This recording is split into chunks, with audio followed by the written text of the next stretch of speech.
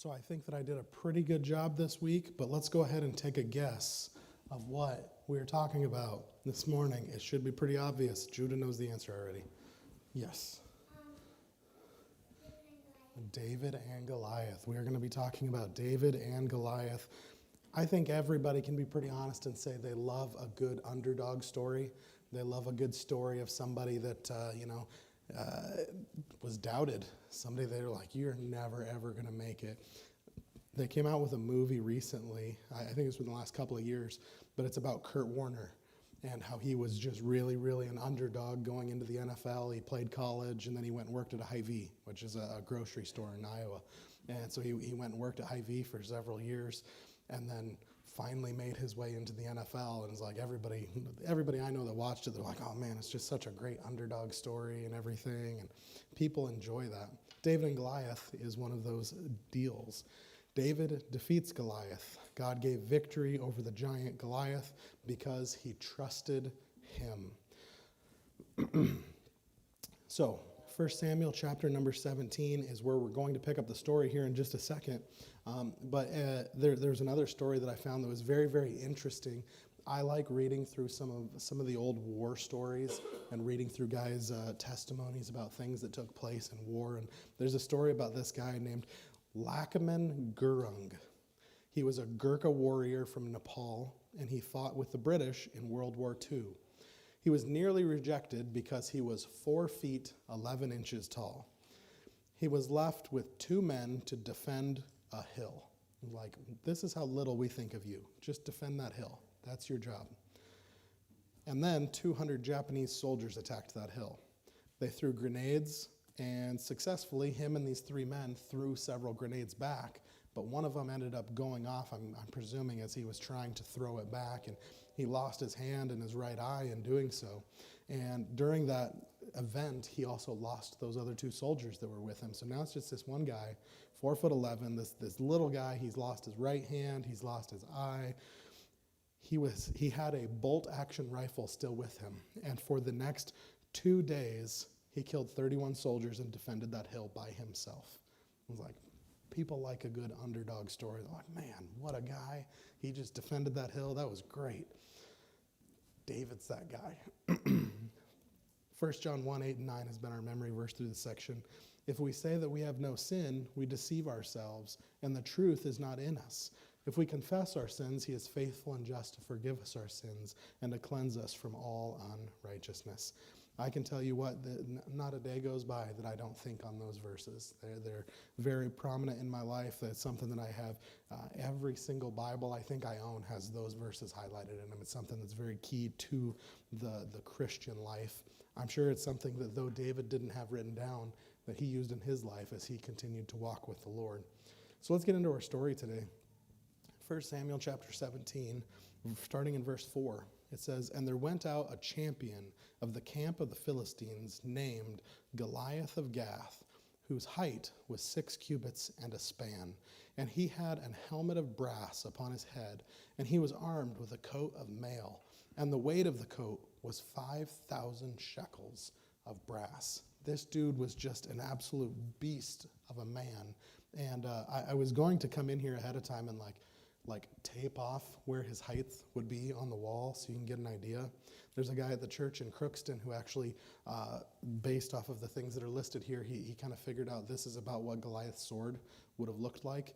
And I've held it. And it's like, it is just this massive 2-handed sword. Like, you would think anybody trying to wield this thing is just absolutely crazy. And for Goliath, it just would have been like, this is my sword. This is what I would have used. He was 9 feet 9 inches tall, just absolute ridiculously tall person. I think I as I look around the room, there's a couple of guys that are probably between 6 and 6'2", maybe a little over. And this guy was over 3 feet. I wasn't talking about you, Kelby. So this guy was 9 foot 9 inches, so that he would have been over 3 feet taller. When you think about the verse that we read about Saul, when it said, and Saul was head and shoulders taller than anybody else. Well, this is an extreme, way more than head and shoulders. It's just a big, big man. His coat that he was wearing, I don't know about you, but I enjoy the fact that I have a really nice Carhartt coat that I wear during the winter, and it's a little heavier, and I enjoy the fact that it's heavier. But they're getting to the point with technology where like they've got coats that are much lighter, and you can put on that coat and you can stay just as warm. I've got a Columbia jacket that's probably as thick as my suit coat, and I'll wear it right up until the point that it gets really, really cold, and then I got to put on my really winter coat. But his coat that he was wearing was 125 pounds. This beast of a man is walking around carrying an extra 125 pounds in this thing that he's wearing. That doesn't include his helmet.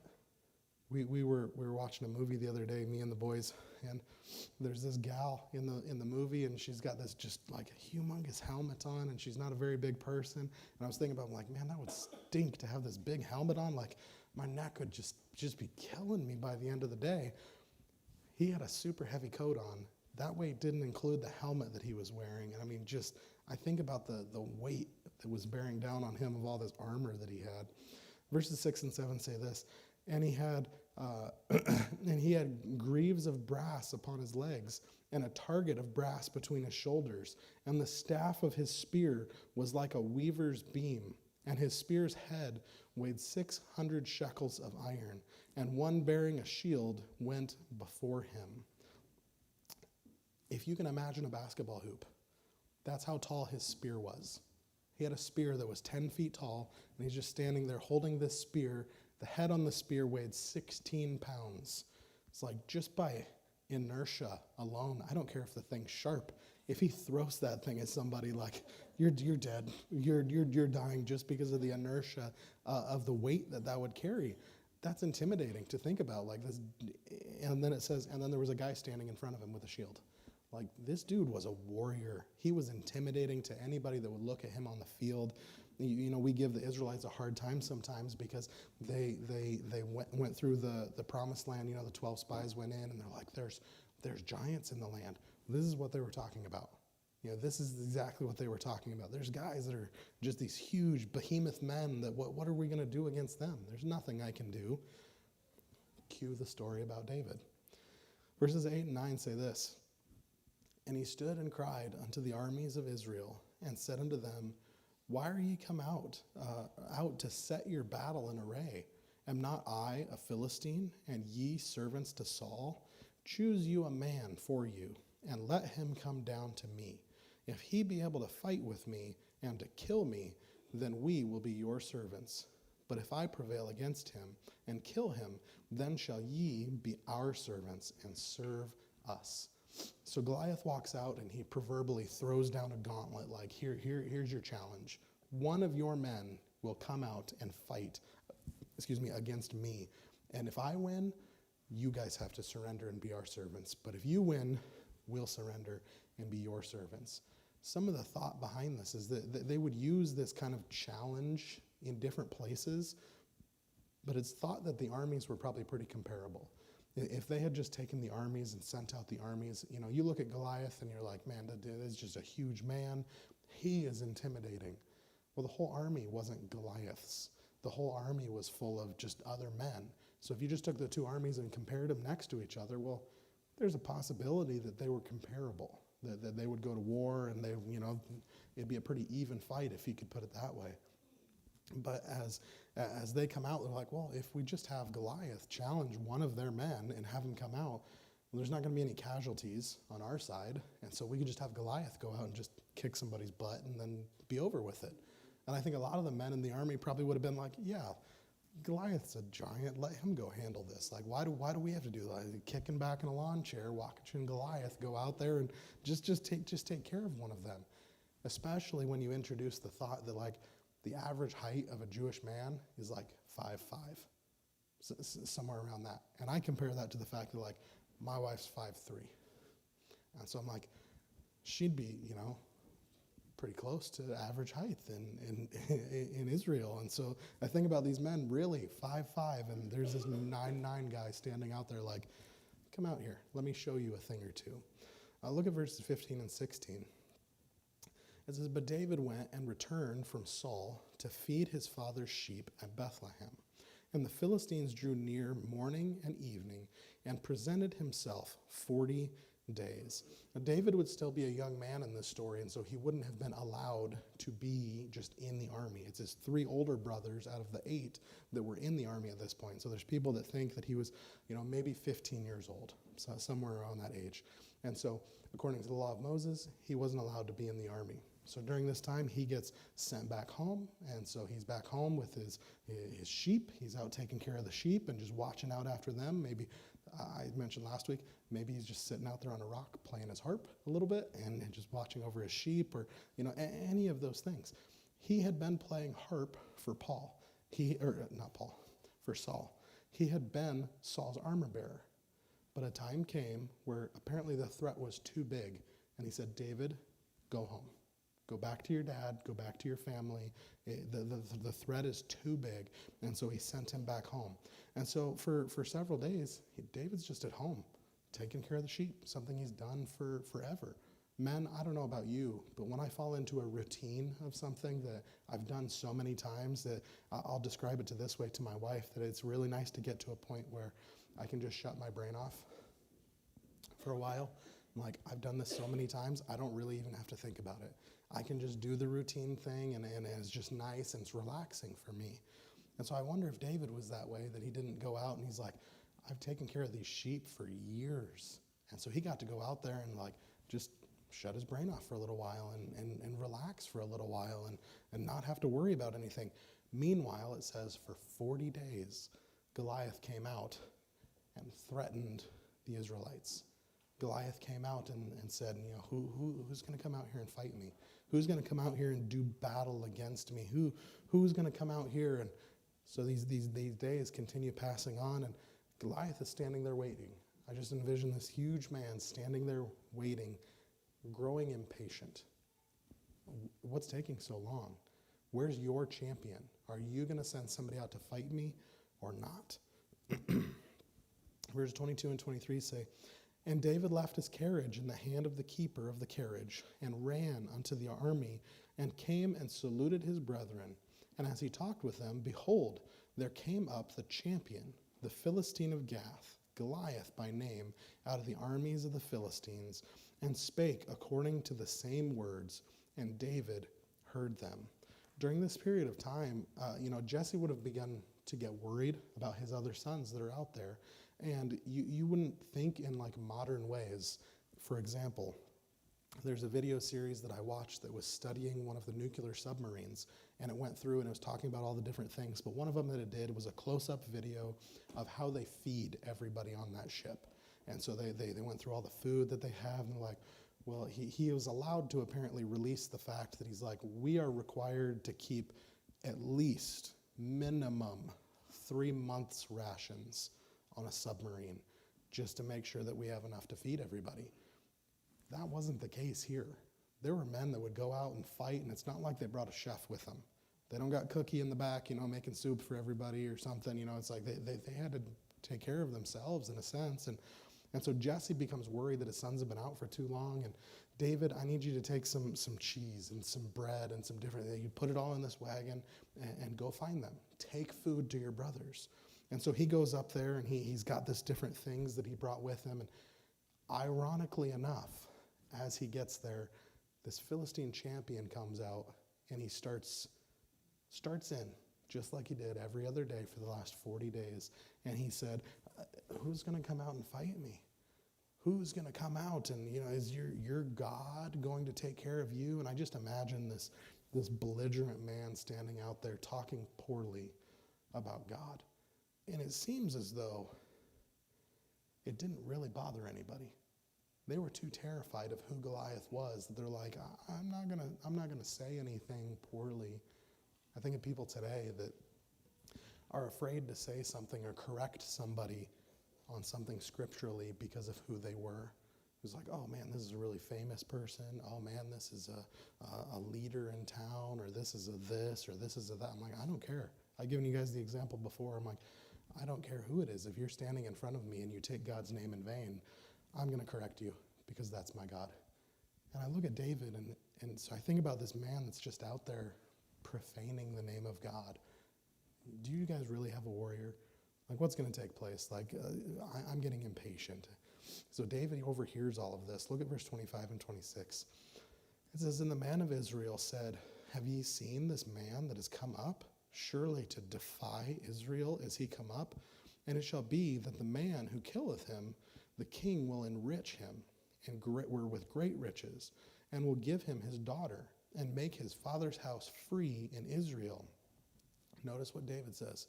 And David spake to the man that stood by him, saying, what shall be done to the man that killeth the Philistine, and taketh away the reproach from Israel? For who is this uncircumcised Philistine, that he should defy the armies of the living God? So he asks a question there, and it's almost like, what are all these rewards that you're talking about? It's like, somebody needs to go teach that guy a lesson, because he's defying the armies of the living God. Like, and that's where I kind of related it to that, like, he's profaning God's name as he's standing up there challenging us to come out and to fight him. That's enough. Like, go out there and kick this guy's butt. Like, why aren't you out there yet? Why hasn't somebody gone out there yet? And it's almost like it's gotten to the point where the bribe keeps getting bigger and bigger. Like, King Saul is sitting there in his tent. He's like, oh man, if somebody goes out there to kill this guy, I'll give him this. And then nothing happens for a week. And all right, well, if somebody goes out there, I'll give him this and this. Like, oh man, 10 days go by. Man, still nobody's gone out there? Man, if somebody goes out there, I'll give him this and this and this and this and this. And he's like, he's trying to bribe somebody to go out there to defeat this guy. And David comes up, little supposed 15-year-old David. He's like, that guy's defying the armies of the living God. Somebody needs to go shut him up. Somebody needs to wipe his face from the planet right now, because people aren't going to talk about God that way. And so you think about that. I love the picture that it gives of this kid that is sitting there. He's just like, how dare you talk about my God that way?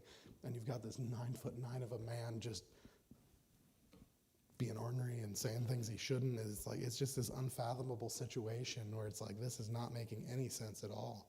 Look down to verse 32. It says, and David said to Saul, let no man's heart fail because of him. Thy servant will go and fight with the Philistine. And Saul said to David, thou art not able to go against the Philistine to fight with him, for thou art but a youth, and he a man of war from his youth. So David continues to talk to others to the point that now he's talking with Saul. And he's like, it's almost like he walks up to Saul and he's like, don't worry about it. I'll go out there and take care of it. If I have any kid walk up to me to tell me they're going to go take care of something that I should be man enough to take care of, I mean, I'm just like, that's gonna hit me a little hard and be like, this kid is willing to go out there and do this. Why am I not? Why am I not man enough to go out there? And again, I brought up the whole, Saul was a head and shoulders taller. Saul was supposed to be the big man, and he wasn't willing to go out there. He wasn't willing to represent his army well. He wasn't willing to represent his God well. And so this little 15-year-old David comes in. If a full-grown man is 5'5", I don't know if he was just over 5 feet or close to 5'5", I don't know. But I just think of this young man that comes out and he's like, don't sweat it. I'll go out there. I'll go fight him. I'll take care of this Philistine. And Saul starts challenging him like, oh, you can't, because you're just a youth. This guy has been a warrior from his youth. I mean, you think about that height thing I was thinking about. I'm like, if a full-grown man for a Jewish person was 5'5", you might say, well, there are some men that they finish growing at 15 years old, but let's just say he was 5'5" or just under 5'5". Now imagine 15-year-old Goliath. If 9'9" is a full-grown giant, at 15 years old, it says he's been a man of war since his youth. Was he 7 foot? 7.5 foot? Was he, I mean, I think about people that I've seen in like the NBA and stuff that's like 7 foot something. I'm like, just huge, huge guys. If you ever see there's a video somewhere of Shaquille O'Neal, who I think is close to 7 foot or 7 foot, and he's holding a plastic water bottle. and it looks like he's holding one of those little water, but he's just like trying to drink out of it. And David comes up and he goes, don't worry about it, Saul. I'll go out there and take care of it. My God's big enough to take care of me. And if Saul wasn't already having problems, I wonder how much that hurt. This ruddy kid, this ruddy youth comes in and says, I'll go out there and fight him, Saul. I mean, that hit me in the pride a little bit, men, right? That's something that I should be willing to do, something that I really should have done already. 40 days had passed, and now Saul's going to start giving him some instruction to go out to take care of this. Look at verses 34 and 35. It says, and David said unto Saul, thy servant kept his father's sheep, and there came a lion and a bear, and took a lamb out of the flock. And I went after him, and smote him, and delivered it out of his mouth. And when he arose against me, I caught him by his beard, and smote him, and slew him. Now this is kind of a funny story, because most people just remember the details of David was watching the sheep, and he went out, and he slew a lion, and he slew a bear, which is pretty epic enough to start with. But if you really start thinking about the story, it's as if David goes out to rescue this sheep from this lion who had stolen the sheep away. And I had to look this up. I'm like, what was the value of a sheep? Was it really worth it to go after this sheep? They say a sheep was somewhere around 2.5 to 3 days' wage, so somewhere in that frame. And so I was like, yeah, that's 2.5 to 3 days' wage, which can be a lot, but at the same time, like, my life is worth a lot to me, I think. But as it tells this story, it's like David went out to go get this sheep, who's only worth 2.5, 3 days' wage, goes out, finds the lion. Apparently the sheep is still alive. Starts playing tug of war with this sheep, and this lion gets the sheep out of the lion's mouth. And the way I read it, it's almost as if I got my sheep back, I'm going to walk away. It's like, lion, I gave you a chance. I gave you a chance. But it says then, he where's it at? It says, and he arose against me. It's almost as if he's like, I got my sheep, like, I'm letting you off the hook. But he arose against me. So I grabbed him by the beard and I beat the tar out of him. I'm like, this kid is 15 years old. And I think about 15-year-olds today. That lion would have had 2 snacks. I mean, realistically, that lion would have eaten the little boy and he would have eaten the sheep. But it wasn't just a lion. It was a bear. Have you seen videos of a bear rising up against a man? Nope. I'm going the other direction. I'm just like, I'm not absolute. But he says, I killed a lion because it stole a sheep from us. And I killed a bear because it stole a sheep from us. I was like, this is a kid. But he's a man's man as a kid already. And I just thought it was interesting. It's like now he's almost trying to give Saul his like, well, here's my resume. Here's why I think I can go out and fight Goliath. Because I killed a bear and because I killed a lion. And it's almost like, have you killed a bear? Did you kill a lion? Like, is any of you guys, have you guys killed a bear?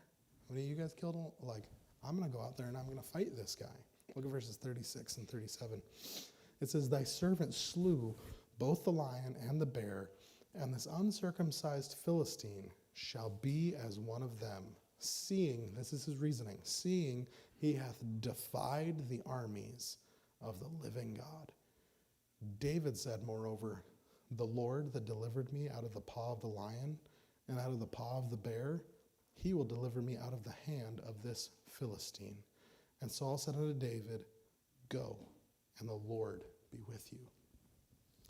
I just think of Saul here now like this man that's sitting in his chair, almost slumped in his chair, to the point of, there's this kid that's got this gumption to go out there and fight this guy, and he gives me this resume of things that he's doing, and I can't help but think of Saul just sitting there in his chair.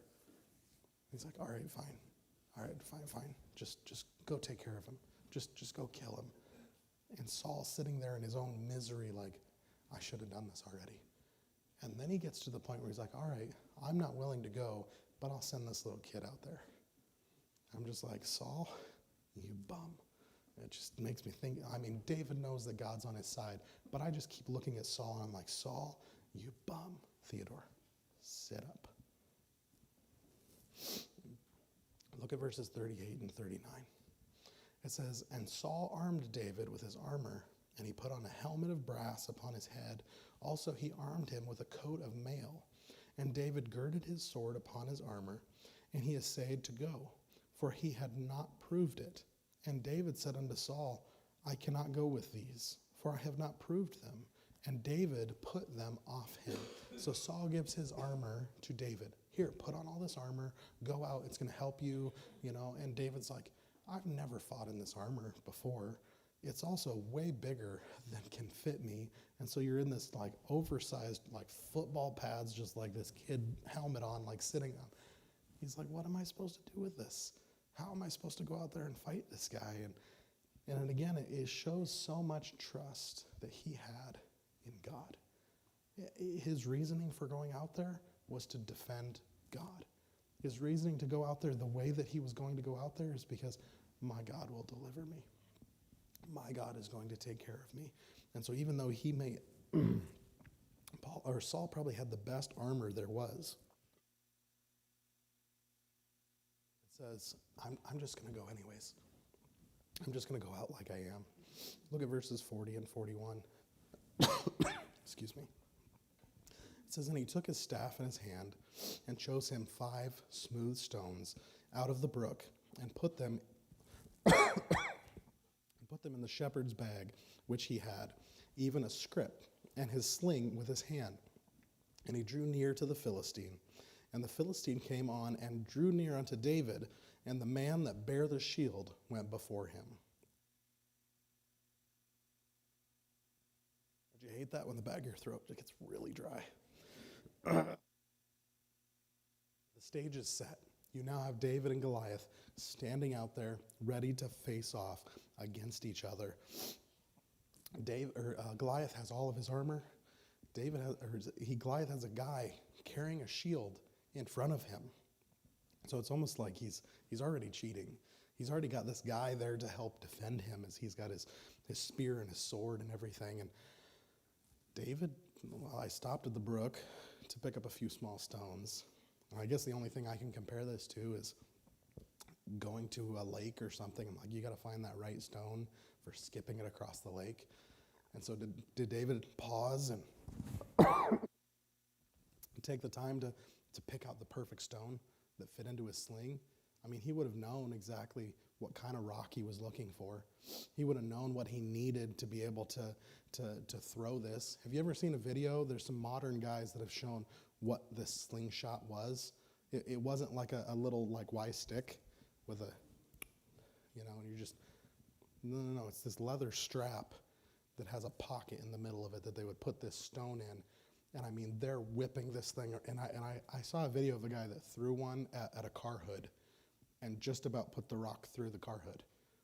It was extremely impressive. This is what David walks up with. He's like, I've got a sling and I've got 5 smooth stones. And I'm going to go up here and I'm going to fight against this Philistine.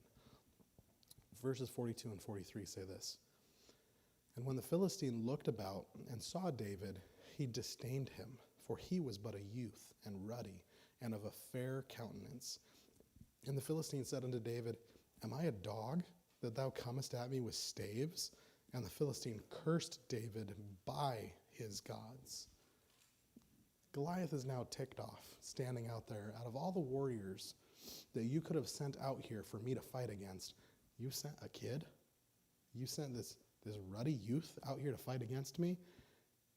And I think for a moment he's just really ticked off. He's like, you dare challenge me with he would have had his shepherd's staff with him still. I forgot that part. So he would have walked out there with a shepherd's staff and his sling and his stones, and it's like, what are you doing out here? And so for a moment there, I think Goliath was ticked off. And then he's just like, you know what? Fine.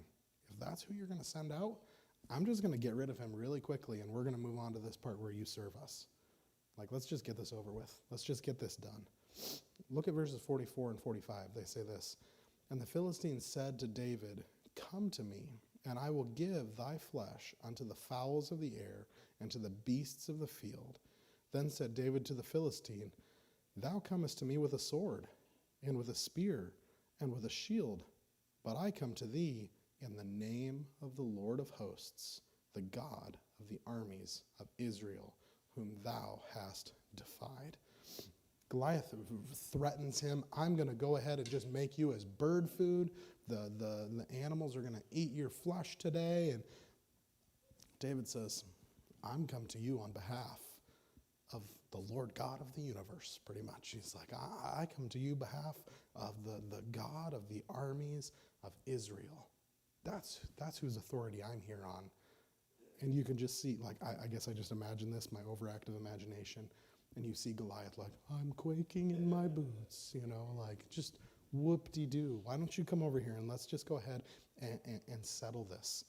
Goliath had all of the advantages that a man could look at and say, wow, like he was prepared. David, by man's view, would say, man, he doesn't have anything. But I tell you what, God plus nothing is always going to be a greater advantage than everything man can come up with. So David steps up with just him and God and these stones. It says, This day will the Lord deliver thee into mine hand, and I will smite thee, and take thine head from thee, and I will give the carcasses of the hosts of the Philistines this day unto the fowls of the air, and to the wild beasts of the earth, that all the earth may know that there is a God in Israel. And all this assembly shall know that the Lord saveth not with sword and spear, for the battle is the Lord's, and he will give you into our hands. It makes me so convicted so many times to read through some of the things that David did way before he ever became king of Israel. And I just look at the faith that he had. I'm like, look at the trust that he had in God. That he walked out to battle this giant, and he's like, God's got my back. God's going to take care of this. I've got faith in the Lord. Like, he's going to do these things. And it just makes me feel like a terrible person. And then he goes out and threatens Goliath. He's like, I'm about to remove your skull from your shoulders. Like, you just give me just a minute here, and you are the one. I'm going to leave the Philistine bodies for the birds of the air to eat. Look at verses 48 and 49. It says, And it came to pass, when the Philistines arose and came and drew nigh to meet David, that David hasted and ran toward the army to meet the Philistine. And David put his hand in his bag, and took thence a stone, and slang it, and smote the Philistine in his forehead. The stone sunk into his forehead, and he fell upon his face to the earth. I think this is such an interesting set of events that take place that finally, the smack talk is done. And David did such a good job as talking smack to Goliath. And so it's to the point where we're like, all right, are we going to fight, or are we just going to talk? And so David starts running towards him, and he took out his sling, and he put a stone in his sling, and I just imagine this guy just slings this stone at Goliath. And what's interesting to me is it says that it sunk into his forehead, and that he fell upon his face. Now, I don't know about you. This is what's interesting to me. If I'm standing there and something hits me here, wouldn't you think, like, but it says that the stone sunk into his forehead and he fell on his face. I don't know how fast you can throw a stone. I don't know how hard you'd have to throw a stone to sink it into somebody's forehead. But I can't help but think God in his providences, just as that stone was hitting Goliath's forehead, that he was like, and just Goliath went over. Just like, really? Tough guy? How tough are you now? I don't know. Maybe that's just my imagination getting the best of me. But you see, it's like, all right, the talk is done. The battle's on, and the battle was over like that. It didn't take long for this stone to sink into his head, and Goliath's gone. Goliath had the cutting edge of tools. And David's like, I got a rock that I just picked up in that creek over there, and I'm going to throw this at your head, and you're going to die. And so he trusted in God, and God provided. Look at verses 50 and 51. It says, "So David prevailed over the Philistines with a sling and with a stone, and smote the Philistines and slew him. But there was no sword in the hand of David. Therefore David ran and stood upon the Philistine, and took his sword, and drew it out of the sheath thereof, and slew him, and cut off his head therewith. And when the Philistines saw their champion was dead, they fled." Like, can you imagine the people watching this? Like, I even think about David's brothers standing up on a hill, watching all of these events unfold. Like, Lord, protect my brother. Keep him safe out there. And it's like, oh, dude, did you just see what just happened? Like, is that David? Is that our little brother out there? And then you see the sword come out. And you're just like, what is going on? I'm going to remove his skull from his shoulders and just, like, teach you to defy the armies of the living God. Teach you to say bad things about my God. And then it clicked with everybody, I think, especially the Philistines. They're like, Goliath's dead. The deal was we have to serve them if Goliath dies. This unimaginable outcome. And David's just standing there, sword in hand. I don't know if he grabbed Goliath's head by the hair or something, but he's just like, he's got this head in his hand. He's like, what now? And the Philistines are like, see ya. Adios. We're leaving. Sayonara. And they flee. They start running. Go to verses 57 and 58. It says, "And as David returned from the slaughter of the Philistines," so they pursued after them and they killed a lot of the Philistines. "Abner took him and brought him before Saul with the head of the Philistine in his hand. And Saul said unto him, Whose son art thou? Thou young man? And David answered, I am the son of thy servant Jesse, the Bethlehemite." Now, Saul knows who he is. But I think as Saul sees the character of David, as he sees the veracity of David, he's just like, whose son are you? Like, where did you come from? Who is this guy? And David just like, well, I'm the son of Jesse, your servant. I came and I was here and I just defended God. That's all I was here for. Because David didn't come to seek after riches. He didn't show up with a cart full of food for his brothers with the secret hope of like, man, I hope I get some action in the battle today. I hope I get to defeat a few guys today and throw a sword around a little bit today. He didn't come planning for any of that. But notice, as soon as he heard the Philistines standing out there defying God, that was it. That was the nail in the coffin for Goliath. He said, this isn't going to happen any longer. I'm not going to listen to somebody who's going to talk badly about my God. What a testament to how he allowed God to work in his life. And this is, I think about this. When I need encouragement, I go back to this and I look at the things that he wrote in the times that he was encouraged. What did he have to go back and be encouraged? I think about these people that had phenomenal walks with God, and they didn't even have this to be encouraged to help them on their daily walk. And I'm like, what faith did they have? Absolutely amazing. Do you think that we could have a little bit more faith in God this week? Do you think we could have a little bit more faith in God today? Because a little boy went out against a giant because God's got my back. God's going to take care of me. Don't forget who it is that we're serving. Don't forget who it is that we're representing. He has got this thing figured out, and we can trust him, and we can have faith in him. Let's pray.